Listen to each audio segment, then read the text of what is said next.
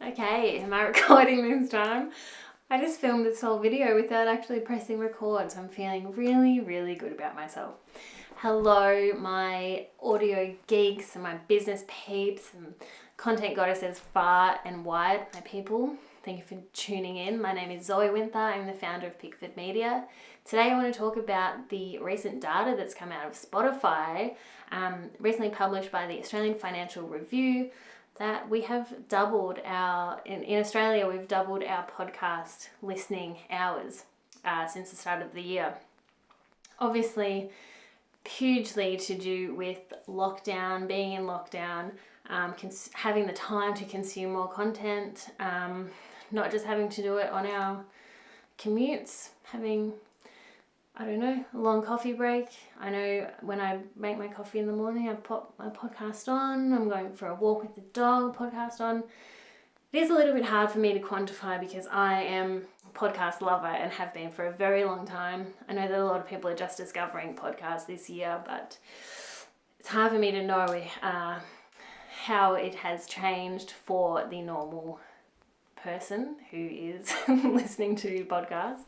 I have podcasts on almost constantly. If I can be listening to one, I often am.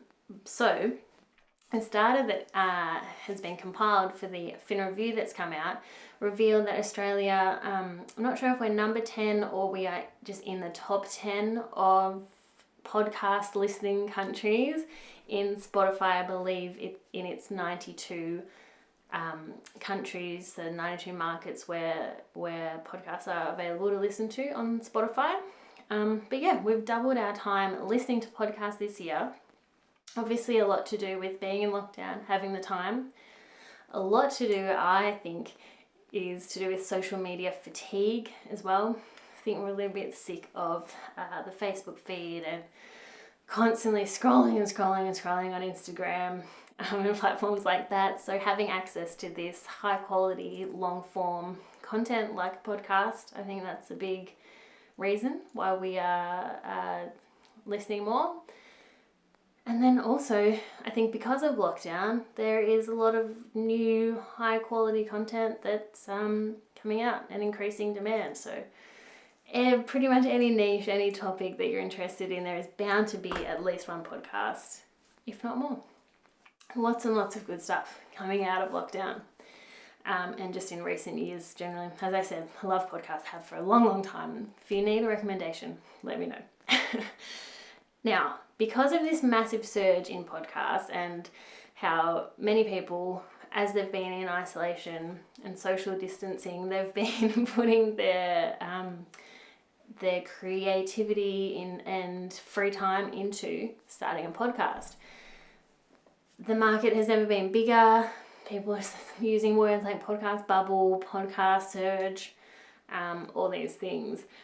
I think because of this, people are a little bit afraid of putting their voice out there. It's become almost a little bit of a joke, like, please don't start a podcast, blah, blah, blah. I think you should start a podcast.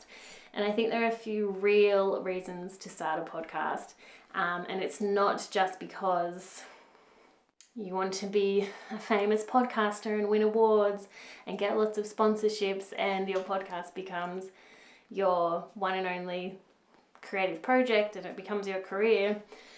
I don't think you should go into a podcast with that in mind, but there are a few real reasons you should start a podcast, even if you think the market is flooded.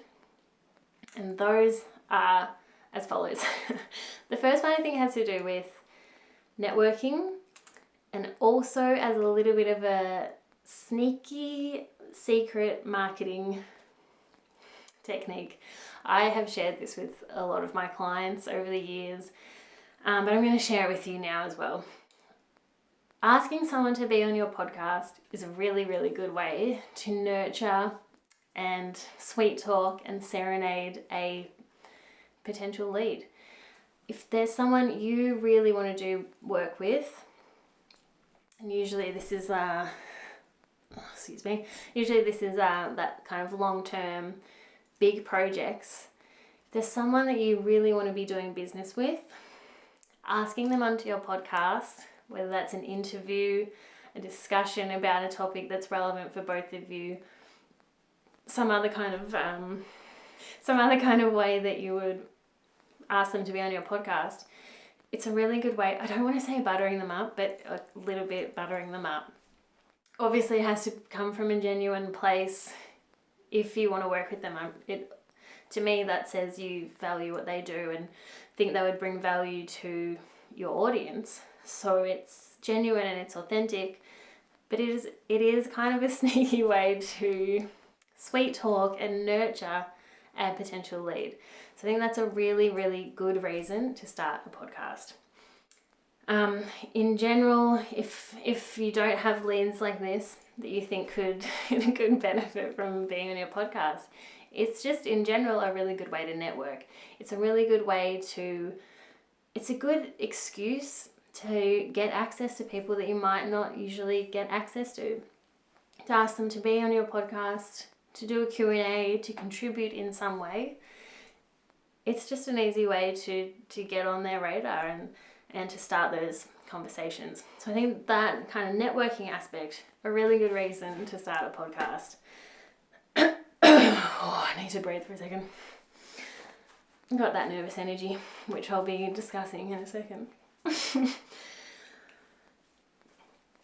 Another reason I think you should start a podcast, another real reason, is to simply just learn the tech and learn how to tell stories and learn how to share online.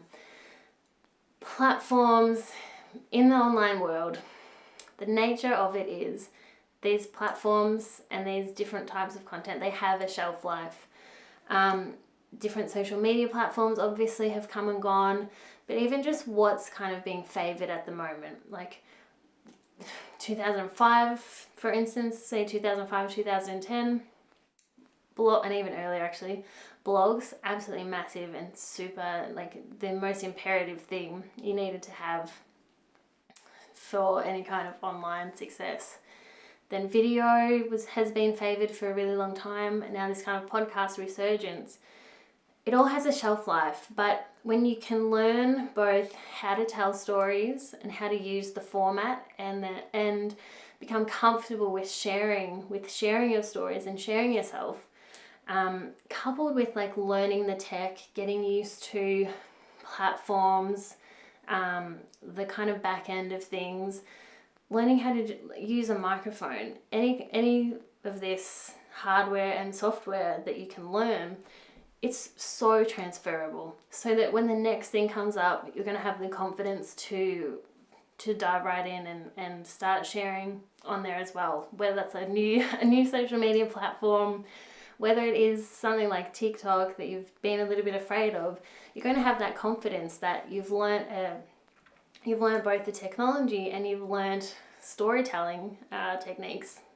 So transferable and so valuable, and I think that's a good reason to start a podcast is learn by doing, get that experience, and it'll just make you better and better for anything that you do going forward. Finally, a real reason to start a podcast is also, part of this is to edit it yourself. Again, a little bit of a conflict of interest because I am a podcast producer and a podcast editor, so it's hard for me to say this, but if you edit it yourself, you could very, very quickly become aware of any verbal tics that you might have. Same as if you record yourself on video. You become very, very acutely aware of all those filler words that you use. I, in particular, become very aware of how much I say the word like. You learn how much you say you learn whether you put pauses in, you learn, like I have learned and I'm still learning how to breathe while I'm speaking. I've got a lot of nervous energy when I film myself or do podcasts or anything like that. It's definitely a journey, but the more that you do this and the more you listen, you kind of self-correct. You get that awareness of the behavior that you're doing, and you improve. Once you're aware of what you might be doing, which maybe you're just completely not aware of because you haven't actively recorded yourself and then listened to it and analyze what you're doing before, you can very quickly become aware with a podcast, and then you can self-correct. Another thing with these kind of verbal tics and even physical tics, I mean, if you're doing a video along with the podcast or whatever, it translates to those mental tics. I know the more I do and the more I really try to improve and be a bit more clear. You might not be able to tell, but trust me, if you watch any of my videos or listen to anything I did 5 years ago, I've come a long way. It's a total journey. But it really translates. Even now I'm like, I'm too aware. I'm aware of what I'm doing, but I'm aware of the awareness, and I'm getting way too in my head now. But those are the things you become aware of, and it really does translate mentally. You become clearer in your thinking, your brain and your mouth can catch up. Not like mine's doing, but again, way better than I used to be. So I think that's a good reason to do a podcast, just simply to foster a little bit more self-awareness. Always a good thing when we're trying to improve personally, professionally, what have you. So those are a few reasons that I think it's still so beneficial to start a podcast, even if you think the market is saturated. I really encourage you to get your voice out there and to just try it. Just have a play and share and get creative and express yourself and have fun and just see how you go. See if you like it. Thank you so much for tuning in today, and I hopefully will catch you in the next one. If you've got any questions, pop them down below or reach out to me. I'd love to be on your podcast. And I'll catch you in the next one.